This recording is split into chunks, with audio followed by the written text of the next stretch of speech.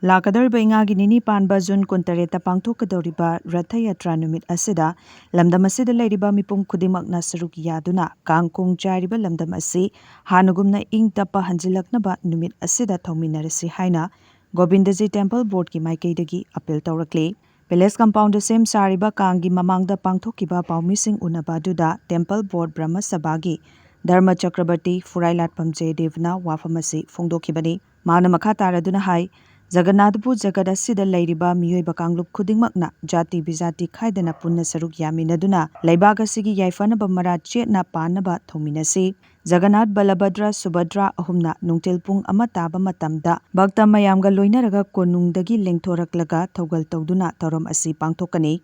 Ratha Yatra numida sida Lai Khuramba Lakpada Jati Bizati Kanglup Amata Khaide Lamdam asida Lairiba Mipum Kudimakna Saruk Yabiyo Tangdu Laita Draba Lamdam Asi Hanagumna Ing Chikna Marache Na Panaba Pumnamakna Thominarasi Haike Nakal Amaramda Govindaji Temple Board ki Section Officer Manohar Mayum Barish Sharmana Phongdorakpada Lakadoriba June 13 pangthokadoriba Ratha Yatra asigi sem saba pumnamak loire Mamangi Chahida Kang Chinglamdaida Pikhiba Ayet Apan Social Media da Dharmaga Mari Leinaba Social media da dharmagi maramda ngang sakiba mayam adu handak chahigi oinadi karigumba ayet apan disturbance amata pidre ingna chikna mayam punna pangthokpa fanglani khanbadat nungaiba phawi haiba wafam thamladuna lamdam asida lairiba mayam punna saruk yaminaduna lamdam asida awa ana khudingma koklaga tangdu leitana leiba thominarasi haina appeal tawrakli Loinana Kangidamak sem sariba sida ngakpi senbiriba official sing security force sing busu thagatpa phongdokladuna Thoramasi loiba fawba ayet apan amata pidanaba miyamda appeal tawrakli Akoida yamna hadaki kangsni hena nungaiba pukpa akoida kanagumba amatagi disturbance pidaba kanagumba amtana akoida yakai tungaiba bibidaba se meting wai mamangi kangdadi yam nungaitaba thongboksing haibadi kang yumda nongai kapsalamba sipai santri tana adu tana nongai kapsalamba kolamba yam nungaitaba koigi thongoi de pen gi daboi adubu handakti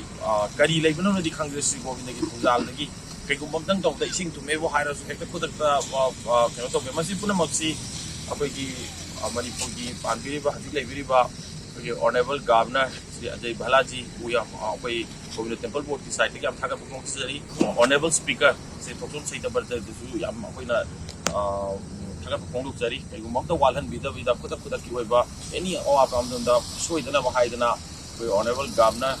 Ajay Balaji Amadi Honorable Speaker si Tokyo State of the Anigi Miyang Makada asi ano pato ko diba sa tragi kinosi asi okay loina same sabal lore amadi policing dai the lobiriba Manipuri DGP amadi Manipuri ADGP sa kailung am phajana ko the cooperation P amadi sa ID sa tempting phajana masi kuda ko ba kari wali ko le nya pantawi amadi Imphal East SP masama amadi additional SP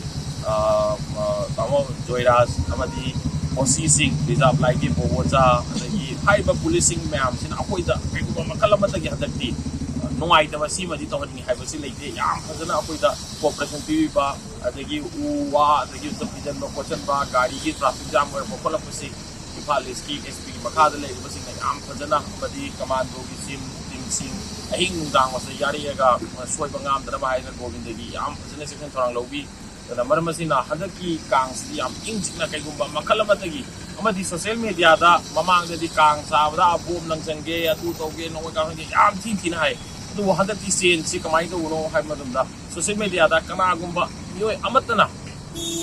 Wiki Kang Maramda Tinangangba Amadi Hindu Dharma Buchaiba Papuna Mapsa Hadaki Kamaito no the Pra left Kanagumba Amatana Apu Dharmasida Jaibiba, Handanang, Watinang, Wasea, Pura, Kanang, Tanang, Sulate, Ekta Sulate, Kang, Sulate, Adu Mamang Chahiga, and that Chahi and Nobody, Pura, Apogi Manipusi, Am Santi, we buggy people, Mamma, I have a say, Hajaning.